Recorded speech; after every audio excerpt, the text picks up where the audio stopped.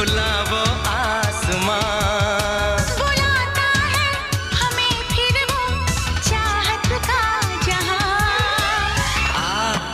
अब लौट चले हो,